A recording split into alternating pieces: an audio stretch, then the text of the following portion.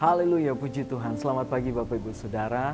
Senang bisa menyapa kembali di program Berkat Pagi hari ini. Mari sama-sama kita belajar firman Tuhan. Dan kita hari ini sudah sampai di kitab Ratapan Bapak Ibu Saudara. Nah, baik, sama-sama kita belajar sama-sama firman Tuhan di pagi hari ini. Saya percaya kita diberkati oleh Tuhan di pagi hari ini. Mari sama-sama kita buka Alkitab kita dalam Ratapan pasal yang kedua.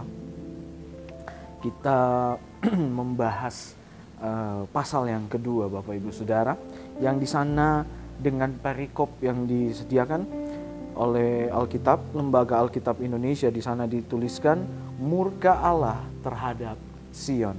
Nah, mari kita belajar Bapak Ibu Saudara, kenapa sampai terjadi murka Allah terhadap Sion. Sion di sini boleh dikatakan bangsa Yehuda atau bangsa Israel, Bapak Ibu Saudara. Nah, kita boleh tahu bahwa bangsa Israel ini adalah bangsa yang boleh dikata bangsa yang dipilih oleh Tuhan.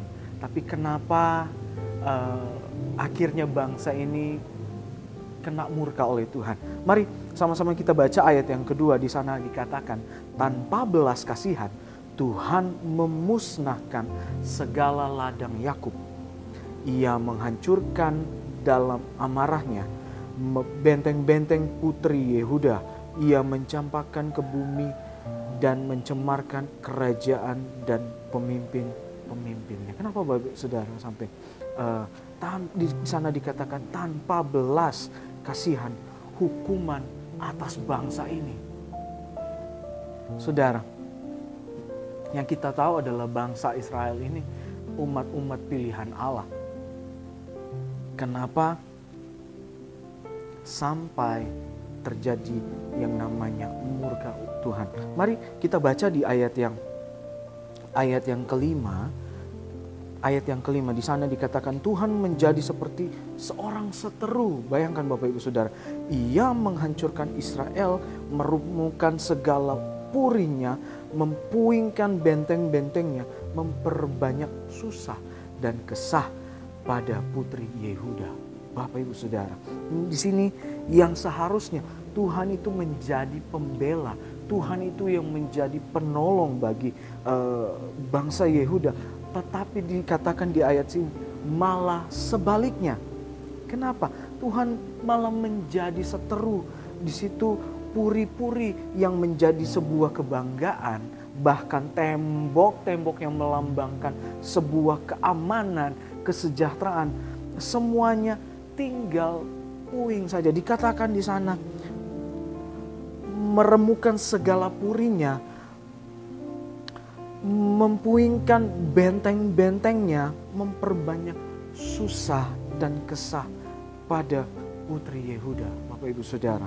Nah, di sini kita boleh lihat bahwa segala sesuatu yang dibangga-banggakan oleh bangsa Yehuda itu dibuat Tuhan menjadi puing. Bahkan yang Tuhan berikan adalah di sana dikatakan Tuhan memperbanyak susah dan kesah bagi mereka. Coba kita baca di ayat yang ke-10 Bapak Ibu Saudara.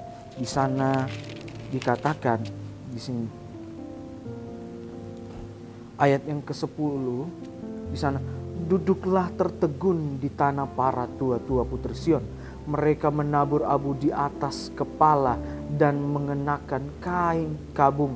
Darah-darah Yerusalem menundukkan kepalanya ke tanah. Di sini Bapak Ibu Saudara, bahwa orang Yahudi atau bangsa Israel punya yang namanya tradisi menaburkan abu di atas kepala dan mengenakan kain kabung. Kenapa Bapak Ibu Saudara? Ini merupakan atau ini adalah tindakan di mana mereka sedang dalam kesedihan hebat, atau mereka dalam keadaan yang luar biasa buat mereka itu menjadi sedih Bapak Ibu Saudara. Nah, di ayat yang ke-11 dikatakan di sana, mataku kusam dengan air mata, remuk redam hatiku, hancur habis hatiku karena keruntuhan putri bangsaku.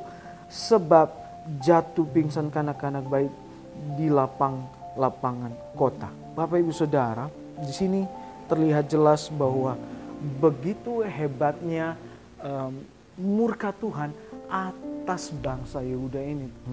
Nah, bahkan ada tekanan-tekanan dari luar juga Bapak Ibu Saudara. Coba kita baca di ayat yang ke-15. Ayat yang ke-15. Sekalian orang yang lewat bertepuk tangan karena engkau di sini boleh yang saya boleh beritakan bahwa ada tekanan dari luar, yang dimaksud adalah dari bangsa-bangsa sekeliling atau bangsa-bangsa lain yang ada dekat dengan bangsa Israel waktu itu. Ketika mereka melihat hal yang menimpa Yehuda, begitu Bapak Ibu Saudara. Di sana dikatakan mereka bersuit-suit dan menggelengkan kepalanya mengenai putri Yerusalem, yang di sini dikatakan adalah bangsa Israel. Inikah kota yang disebut orang kota yang paling indah, kesukaan dunia semesta. Nah, Bapak Ibu Saudara, dahulu zaman pemerintahan dari Raja Salomo, Bapak Ibu Saudara, di sana boleh kita lihat bahwa Yerusalem itu adalah kota yang paling indah, kota yang boleh dikatakan menjadi kesukaan bagi setiap orang yang mengunjunginya. Nah, Bapak Ibu Saudara, kota Yerusalem dahulu itu adalah kota yang tak tertandingi. Bahkan bait Allah dibangun di kota Yerusalem pada zaman Raja Salomo, Bapak Ibu Saudara. Nah, kota yang tidak tertandingi, maka di sana dibangun bait Allah dan dengan sedemikian megahnya Bapak Ibu. Tetapi sekarang hanya tinggal puing-puing saja Bapak Ibu Saudara. Betapa hebatnya murka Tuhan terhadap bangsa ini. Nah, timbul pertanyaan, kenapa sampai Tuhan menghukum dengan hukuman yang sangat luar biasa bagi bangsa ini? Kenapa Bapak Ibu Saudara? Dikarenakan dosa-dosa yang mereka lakukan terhadap Tuhan. Bahkan mereka meninggalkan Tuhan, Bapak Ibu Saudara. Nah, tidak sedikit nabi dikirimkan bagi mereka, Bapak Ibu Saudara, bangsa Israel. Kenapa? Untuk memperingatkan mereka untuk bertobat dan berbalik dari jalan mereka yang jahat. Tetapi apa Bapak Ibu Saudara? Alkitab mengatakan mereka bahkan mengeraskan hati mereka. Mereka mengeraskan hati mereka sedemikian sampai lebih juga mencondongkan telinga mereka, Bapak Ibu Saudara, kepada nabi-nabi palsu. Bayangkan. Nabi-nabi palsu yang boleh dikatakan hanya menghibur telinga, hanya menyenangkan telinga saja. Dan itu bukan firman Allah yang dari Allah sendiri. Bangsa Israel memang adalah bangsa yang kalau boleh dikatakan keras kepala, Bapak Ibu Saudara. Mereka tidak mendengarkan, bahkan di sini ratapan ini, kitab ratapan ini adalah yang ditulis oleh Nabi Yeremia. Di sini Yeremia memberikan peringatan kepada mereka untuk selalu mendengarkan Tuhan. Tetapi malah mereka mencoba mengeraskan hati mereka dan mereka boleh dikatakan mendengarkan nabi palsu. Nah, Bapak Ibu Saudara, kita lihat di ayat 18. Di sini di mana kalau boleh dikatakan di tengah-tengah kesedihan mereka, penderitaan mereka, Tuhan menyampaikan pesan kepada mereka dengan demikian. Kita lihat di ayat 18. Berteriaklah kepada Tuhan dengan nyaring, hai putri Sion, bangsa Israel, Bapak Ibu Saudara. Cucurkanlah air mata bagaikan sungai siang dan malam. Janganlah kau berikan dirimu istirahat, janganlah matamu tenang. Di sini Tuhan mencoba untuk memberikan kepada bangsa Israel, memberitahukan bahwa sekalipun penghukuman Tuhan sangat mengerikan, tetapi Tuhan di sini masih menawarkan kasih karunia. Kasih karunia bahkan anugerah. Dengan kata lain, Tuhan mengajak atau memanggil kembali bangsa ini. Ayo kembali, ayo berbalik kepada Tuhan. Berbalik dari jalan-jalan yang jahat. Dan melakukan pertobatan dengan sungguh-sungguh Bapak Ibu Saudara.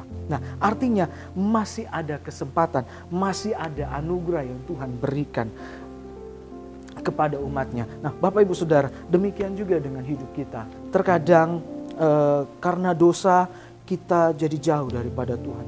Karena kesalahan-kesalahan kita bahkan melupakan Tuhan. Nah, kadang-kadang kita itu ditegur melalui firman Tuhan.